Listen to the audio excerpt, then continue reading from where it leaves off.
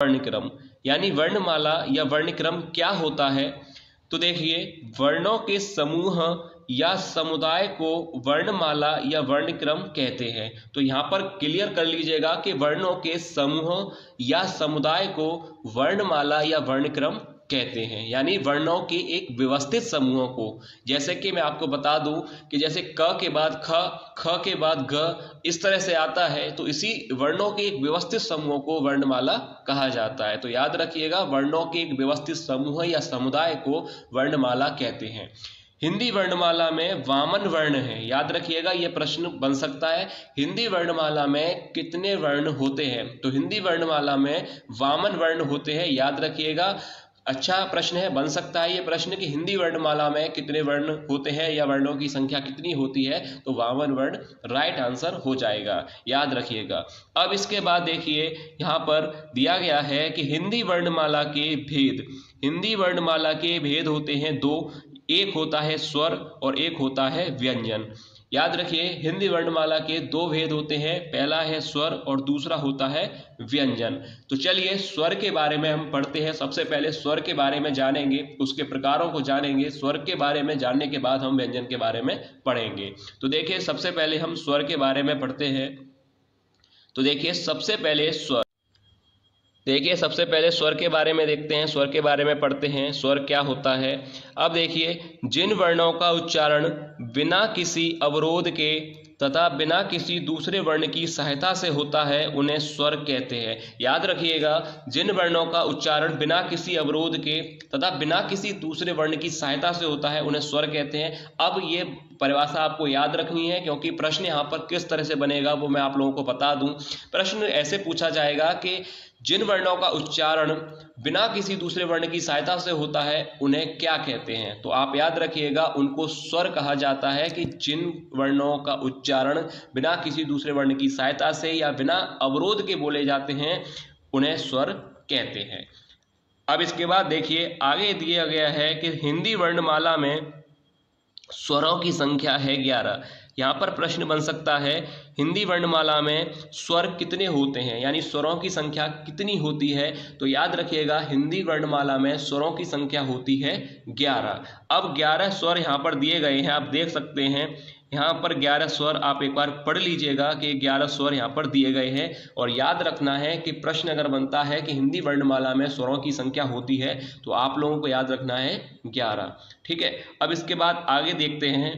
देखिए, आगे यहाँ पर दिया गया है स्वर के प्रकार। स्वरों के प्रकार यहाँ पर देखिए, यहाँ से हम पढ़ते हैं स्वर कितने प्रकार के होते हैं और कौन कौन से होते हैं।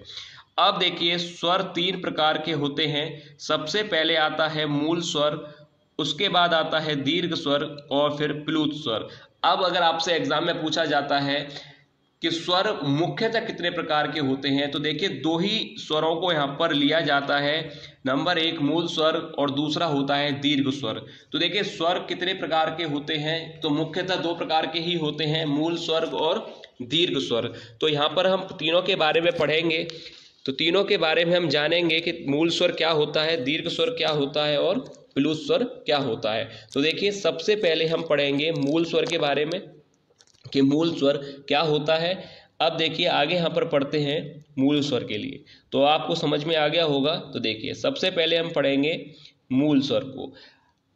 ह्रस्व स्वर या मूल स्वर एक ही बात है, एक ही नाम है, ह्रस्व स्वर कह दो या मूल स्वर कह दो। अब ये होता क्या है, इसके बारे में पढ़ते हैं। जिन स्वरों के उच्चारण में कम समय लगता है, उन्हें ह्रस्व स्वर कहते हैं। याद रखिएगा कि जिन स्वरों के उच्चारण में कम समय लगता है, उन्हें ह्रस्व स्वर कहते हैं। आप यहाँ पर समझे कि जिन स्वरों को बोलने में कम समय लगता है, उन स्वरों को ह्रस्व स्वर कहते हैं, या जिनके उच्चारण में अन्य स्वरों की सहायता नहीं लेनी पड़ती या जरूरत नहीं पड़ती है, उनको ह्रस्व स्वर कहते हैं। तो अब आप यहाँ पर समझ लीजिए एक बार क्लियरली कि जिन स्वरों के उच्चारण में कम समय लगता है, यानी जिनको बोलने में कम समय लगता है, और जिन के उच्चारण में दूसरे स्वरों की सहायता या जरूरत नहीं पड़ती है उनको मूल स्वर कहा जाता है, और मूल स्वरों को ही ह्रस्व स्वर कहा जाता है। इन दोनों में कोई अंतर नहीं है। अगर आपसे एग्जाम में मूल स्वर पूछा जाता है तो यही होंगे 4, और ह्रस्व स्वर पूछा जाता है तो यही 4 होंगे। अब कौन से ह्रस्व स्वर होते हैं या मूल स्वर होते हैं उनको देखते हैं। अब देखिए यहाँ पर दिया गया है, देखिए यहाँ पर दिया गया है जैसे अब ये जो 4 यहाँ पर दिए गए हैं अ, ई, उ और र, अब यहाँ पर जो 4 यहाँ पर दिए गए हैं यह कहलाते हैं मूल स्वर।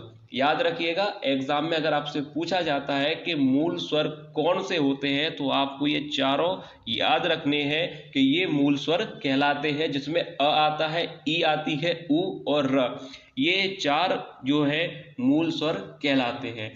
अगर आपको एग्जाम में इस तरह से पूछा जाए कि मूल स्वरों की संख्या कितनी होती है तो याद रखिएगा मूल स्वर होते हैं 4। अगर इस तरह से भी प्रश्न बनता है कि मूल स्वर या ह्रस्व स्वर की संख्या कितनी होती है तो याद रखिएगा 4 होते हैं। और कौन कौन से होते हैं? अ, ई, उ और र। याद रखिएगा, ये प्रश्न बन सकता है।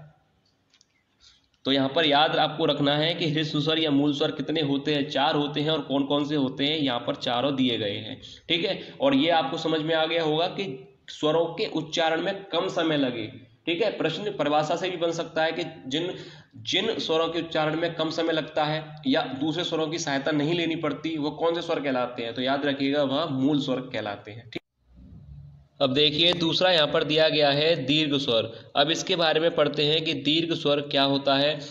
जिन स्वरों के उच्चारण में ह्रस्व स्वरों से अधिक समय लगता है उन्हें दीर्घ स्वर कहते हैं। अब देखिए बिल्कुल मूल स्वर का अपोजिट यहाँ पर कथन है कि जिन स्वरों के उच्चारण में मूल स्वरों से अधिक समय लगता है या मूल स्वरों की सहायता लेनी पड़ती है उन्हें दीर्घ स्वर कहा जाता है। अब यहाँ पर मैं आपको एक बार क्लियरली बता दूं कि क्या होता है दीर्घ स्वर, कि वे स्वर जिनके उच्चारण में मूल स्वरों की सहायता लेनी पड़ती है या जिन स्वरों के उच्चारण में ह्रस्व स्वरों से अधिक समय लगता है उन्हें दीर्घ स्वर कहा जाता है। अब यहाँ पर देखिए दीर्घ स्वर कौन कौन से होते हैं। अब जैसे आप जानते हैं कि आ बोलने के लिए आप देखिएगा अ प्लस आ होता है, जिसमें अगर आप आ बोलेंगे तो उसमें मूल स्वर आएगा।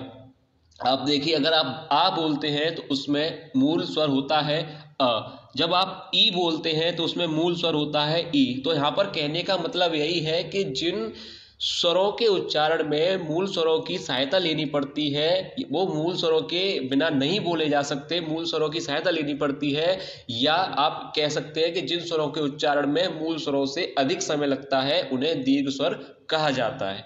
ठीक है, आप लोगों को समझ में आ गया होगा। अब यहाँ पर देखिए, अब देखिए दीर्घ स्वरों को देखते हैं कि दीर्घ स्वर कौन कौन से स्वर दीर्घ स्वर होते हैं। अब देखिए यहाँ पर दिए गए हैं ये सारे के सारे स्वर दीर्घ स्वर कहलाते हैं। ठीक है, याद रखिएगा दीर्घ स्वर कौन से होते हैं इनको आपको याद रखना है, क्योंकि एग्जाम में प्रश्न किस तरह से बनेगा वो मैं आपको बता दूं कि पूछा जा सकता है कि निम्न में से दीर्घ स्वर कौन सा है, और 4 आपको ऑप्शन दे दिए जाएंगे जिसमें से आपको बताना होगा कि दीर्घ स्वर कौन सा है। ठीक है, एक प्रश्न यहाँ से बन सकता है, एक प्रश्न परिभाषा से बन सकता है।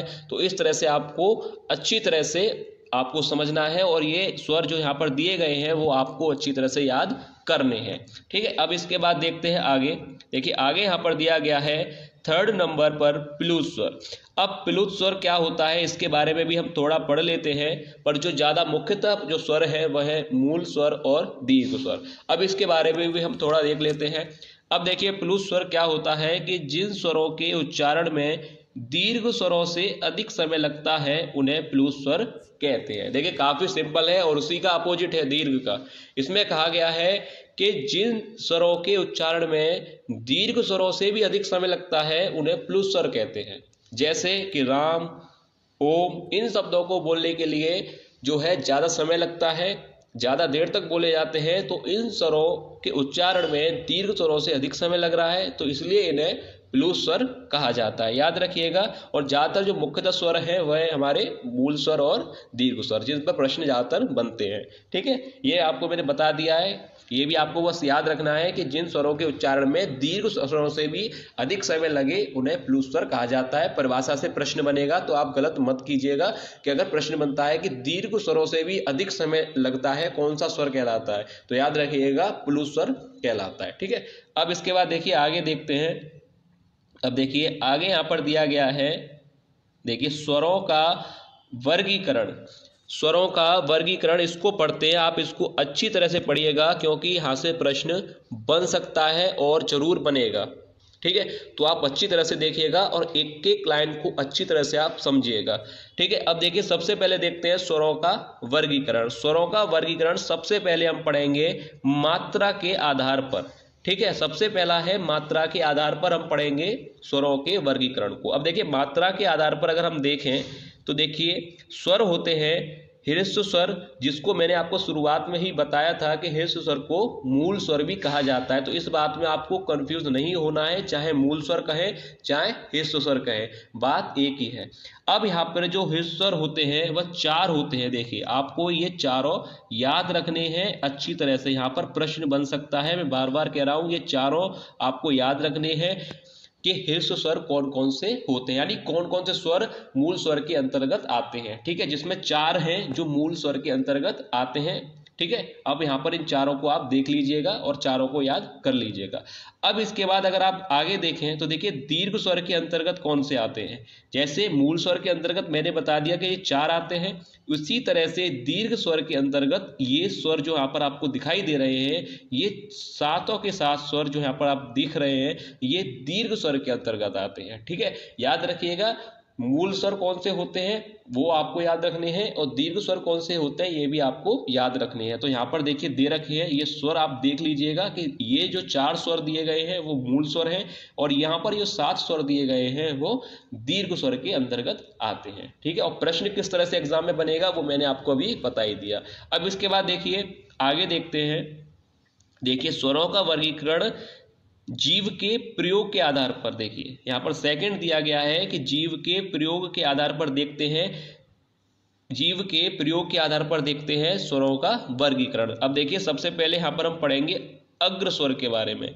देखिए अग्र स्वर, अग्र स्वर क्या होता है, अभी आप इन चारों को मत देखिए, इन चारों को तो आपको याद करना है, पहले आप अग्र स्वर की परिभाषा को समझ लीजिए, यानी अग्र स्वर होता क्या है। देखिए अग्र स्वर क्या होता है कि जिन स्वरों के उच्चारण में जीव का अग्रभाग यानी अगला भाग ऊपर की ओर उठता है, ठीक है, वो स्वर अग्र स्वर कहलाते हैं। मतलब जिन स्वरों को बोलने में जीव का अगला भाग ऊपर उठता है वो स्वर कहलाते हैं अग्र स्वर। ठीक है, ये परिभाषा आपको समझ में आ गई होगी। मैं परिभाषा इसलिए आपको क्लियर कर रहा हूं क्योंकि परिभाषा से भी प्रश्न बनता है, तो मैं नहीं चाहता कि वो कोई भी प्रश्न आप गलत करके आए। तो देखिए अग्र स्वर आपको क्लियर हो गया होगा कि जिन स्वरों के उच्चारण में जीव का अग्रभाग, अग्र यानी अगला भाग ऊपर की ओर उठता है वो स्वर कहलाते हैं अग्र स्वर। ठीक है, तो अग्र स्वर के अंतर्गत ये 4 स्वर आते हैं, याद रखिएगा, इनको भी आपको अच्छी तरह से याद करना है क्योंकि प्रश्न आप समझ गए होंगे कि किस तरह से बनने हैं कि निम्न में से अग्र स्वर कौन सा है और 4 ऑप्शन दे दिए जाएंगे। तो इसी तरह से आपको अच्छी तरह से समझना है। तो अग्र स्वर कौन कौन से होते हैं ये आप यहाँ पर 4 दिए गए हैं, चारों के याद कर लीजिएगा, जिसके अंतर्गत ये 4 आते हैं। ठीक है, अब मध्य स्वर यानी सेकंड यहाँ पर है मध्य स्वर क्या होता है। अब देखिए मध्य स्वर क्या होता है, इसको भी हमें परिभाषा की तरह समझाते हैं। देखिए मध्य स्वर की अगर बात करें तो जिन स्वरों के उच्चारण में जीव जो है समान स्थिति में रहती है, आप समझिएगा, इसको कहते हैं मध्य स्वर। यानी जिन स्वरों के उच्चारण में जीव का ना अग्रभाग और ना ही पिछला भाग उठता है, यानी जीव बिल्कुल समान स्थिति में रहती है, तो वो शब्द कहलाते हैं मध्य स्वर। तो यहाँ पर मध्य स्वर के अंतर्गत आता है अ, याद रखिएगा अ आता है मध्य स्वर के अंतर्गत। ठीक है, आपको क्लियर हो गया होगा, आपको समझ में आ गया होगा कि अग्र स्वर कौन सा होता है कि जिन स्वरों के उच्चारण में जीव का अग्रभाग उठता है वह अग्र स्वर कहलाते हैं। और यहाँ पर 4 अग्र स्वर दिए गए हैं, ये चारों आपको याद रखने हैं। अगर मध्य स्वर की बात की जाए तो जीव जो है बिल्कुल समान स्थिति में रहती है, ना अग्र ना पिछला भाग ऊपर की ओर उठता है, तो वो मध्य स्वर कहलाते हैं। अगर हम थर्ड की बात करें तो देखिए नाम से ही पता चल रहा है, नाम से ही आप क्लियर हो रहा है पश्च स्वर। तो यहाँ पर सीधी बात है कि जब 2 परिभाषा इस तरह से है तो तीसरी किस तरह से होगी कि जिन स्वरों के उच्चारण में जीव का पिछला भाग ऊपर की ओर उठे, यानी जिन स्वरों के उच्चारण में जीव का पिछला भाग ऊपर की ओर उठे वो स्वर कौन से स्वर कहलाते हैं, पश्च स्वर। यानी यहाँ पर देखिए जो स्वर दिए गए हैं वो हो जाएंगे आपके पश्च स्वर। तो यहाँ पे अग्र स्वर समझ में आ गया, मध्य स्वर आ गया और पश्च स्वर आपको समझ में आ गया होगा। यानी तीनों स्वर आपको यहाँ पर क्लियर कर दिए गए हैं। और आपको मैं जो बता रहा हूँ आपको क्या करना है कि इनके जो यहाँ पर दिए गए हैं कि अ किसके अंतर्गत आता है, ठीक है, मध्य स्वर के अंतर्गत, और अगर पूछा जाए तो मूल स्वर के अंतर्गत भी आता है। तो इस तरह से आपको अच्छी तरह से क्लियरली आपको याद करना है कि कहीं भी कंफ्यूज आपको नहीं होना है कि मध्य स्वर के अंतर्गत आता है, मूल स्वर के अंतर्गत भी आता है। तो किसी भी तरह से प्रश्न बने आपको गलत नहीं करना है, इसलिए आपको चाहे वीडियो 2 बार देखनी पड़े देखिएगा, पर अच्छी तरह से समझ लीजिएगा। अब इसके बाद देखिए यहाँ पर आगे यहाँ पर देखते हैं, देखिए स्वरों का वर्गीकरण मुख के प्रयोग के आधार पर, देखिए मुख के प्रयोग के आधार पर दिया गया है कि अब मुख के प्रयोग के आधार पर अगर हम बात करें, देखिए ये सबसे ज़्यादा इंपॉर्टेंट है। वैसे तो पूरी वीडियो ही कंप्लीट यहाँ पर जो बनाई गई है वो बहुत ही ज़्यादा महत्वपूर्ण वीडियो है ये, क्योंकि इसमें से आपको व्याकरण के काफ़ी प्रश्न देखने को मिलेंगे। तो देखिए अब यहाँ पर तीसरा है मुख के प्रयोग के आधार पर, तो इसके बारे में हम पढ़ते हैं। देखिए अब यहाँ पर जो स्वर दिए गए हैं इनको आप एक बार समझ लीजिएगा। जैसे मैंने हर स्वर की परिभाषा को आपको साथ ही साथ बताया है, इसलिए बताया है कि प्रश्न परिभाषा से ही बनते हैं, तो गलत आप नहीं करके आए इसलिए। तो अब यहाँ पर भी हम एक एक करके पढ़ेंगे। सबसे पहले आता है समृत स्वर, ठीक है। अब इससे प्रश्न बनेगा कि समृत स्वर कौन से होते हैं, ऑप्शन दे दिए जाएंगे। तो ये जो आप यहाँ पर देख रहे हैं इनको आपको याद रखना है कि समृत स्वर ये होते हैं। अब समृत स्वर होता क्या है, परिभाषा भी तो आपको पता होनी चाहिए, यानी समझ में भी तो आना चाहिए कि समृत स्वर तो ये होते हैं, पर होते क्या है। तो देखिए अब समृत स्वर पढ़ने के लिए पहले इसकी परिभाषा को हम जान लेते हैं कि समृत स्वर क्या होता है।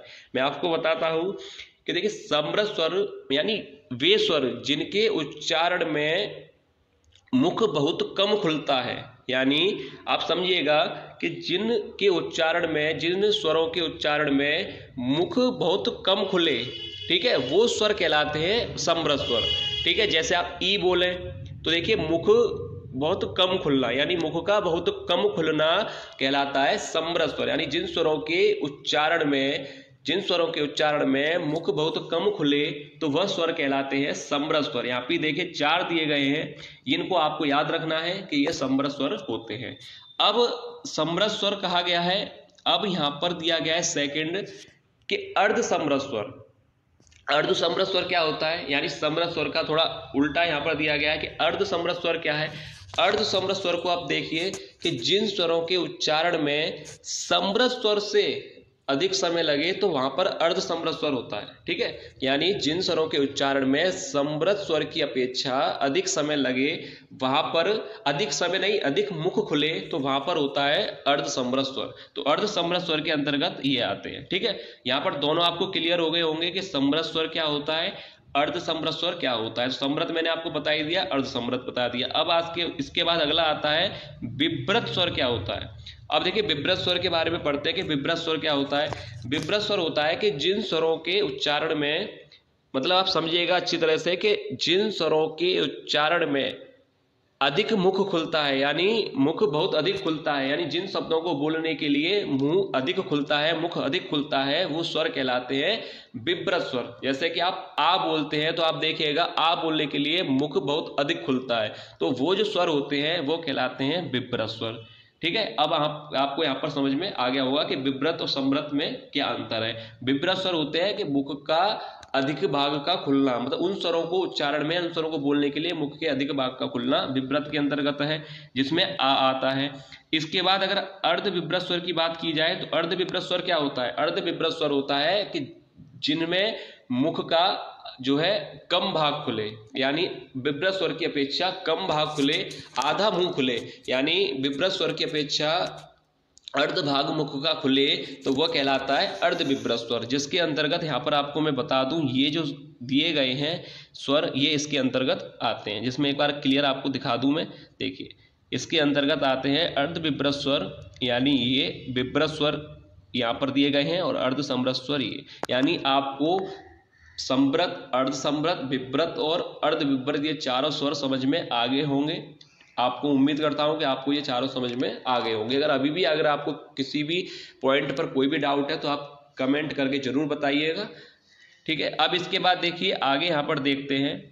देखिए सबसे ज्यादा महत्वपूर्ण व्याकरण से एक प्रश्न जो बनता है, ये आपको देखते ही समझ में आ गया होगा, अयोग वाह वर्ण। इस पर प्रश्न एग्जाम में आता है। प्रश्न आता ही क्या है, काफी ज्यादा बहुत ही सरल है, पर बहुत सरल होने के साथ साथ बहुत ही ज़्यादा महत्वपूर्ण भी है। अब अवयववाह वर्ण होते क्या है? देखिए, अवयववाह वर्ण कोई ज़्यादा कठिन नहीं है, बहुत ही सरल है। आपको शॉर्ट में ही मैं बताऊंगा ताकि आपको कंफ्यूज नहीं होना है, और सिर्फ उतना ही पढ़िएगा जितना एग्जाम में आपको चाहिए, यानी आप गलत ना करें, क्योंकि पढ़ने के लिए सिलेबस काफ़ी है। ऐसा नहीं है कि सिर्फ व्याकरण का ही सिर्फ एक स्वर और व्यंजन ही आएंगे। आप लोग जानते हैं कि व्याकरण काफ़ी बड़ी है और काफ़ी कुछ है पढ़ने को अभी, जिसमें एक हिंदी साहित्य और संस्कृत साहित्य तो अभी अलग है, जिनको अलग तरह से पढ़ना है वो भी पढ़ने हैं, प्लस व्याकरण भी पढ़नी है। काफ़ी सारा सिलेबस है पढ़ने के लिए। तो कोशिश यही रहती है हमारी कि आप लोग बिल्कुल एक्यूरेट पढ़ें, उतना ही अभी पढ़ें जितनी आपको एग्जाम में ज़रूरत है। तो देखिए, अयोगवाह वर्ण क्या होते हैं, काफ़ी सरल है। देखिए, वे वर्ण जिनकी गिनती ना तो स्वरों में होती है और ना ही व्यंजनों में, अयोगवाह कहलाते हैं। सीधी बात है कि जो ना स्वर है ना व्यंजन है, ठीक है, तो वो अयोगवाह कहलाते हैं। पर हिंदी व्याकरण में इनका इस्तेमाल स्वर के बाद करा गया है, यानी स्वर के बाद और व्यंजन से पहले। हिंदी व्याकरण में स्वर के बाद और व्यंजन से पहले इनका जो है उपयोग किया जाता है, और जो ना स्वर कहलाते हैं पूरी तरह से और ना ही व्यंजन, वो वर्ण अयोगवाह कहलाते हैं। ये तो परिभाषा हो गई। अब अयोगवाह वर्ण होते क्या है? अयोगवाह वर्ण होते क्या है? सबसे ज्यादा प्रश्न यही बनता है एग्जाम में कि अयोगवाह वर्ण कौन से होते हैं। देखिए, सबसे पहले होता है अयोगवाह वर्ण के अंतर्गत अनुस्वार, उसके बाद आता है विसर्ग, ठीक है। ये दोनों ही जो वर्ण है अयोगवाह वर्ण के अंतर्गत आते हैं, यानी ये अयोगवाह वर्ण कहलाते हैं, ठीक है, याद रखिएगा। और हिंदी में अयोगवाह की संख्या 2 होती है, जिसके अंतर्गत मैंने आपको बता दिया अनुस्वार और विसर्ग। उपयोग की अगर बात करें कि कहाँ पर इनके ये उपयोग होते हैं, आप जानते हैं, जैसे आप अंक शब्द को पढ़ते हैं या किसी ऐसे शब्द को जिस पर जो है अनुस्वार का प्रयोग किया जाता है। एग्जाम्पल के लिए अगर मैं बताऊं आपको, जैसे आप लिखिए अंग, लिखिए शब्द अंग शब्द को अगर आप लिखते हैं तो यहाँ पर देखिए अंग शब्द अगर मैं आपको लिखकर बताऊं तो देखिए अंग यहाँ पर अगर लिखेंगे तो आप देखिए अनुस्वार का यहाँ पर प्रयोग किया गया है। आप समझिएगा जो मैं आपको समझाना चाह रहा हूँ। जैसे अगर अंग शब्द का प्रयोग अगर हम अंग लिखें तो अंग शब्द में ये अनुस्वार का प्रयोग किया गया है, ठीक है। और अगर विसर्ग की बात करें तो आप जानते हैं संस्कृत में जो शब्द होते हैं इनमें अधिकांश विसर्ग का ही प्रयोग किया जाता है, ठीक है।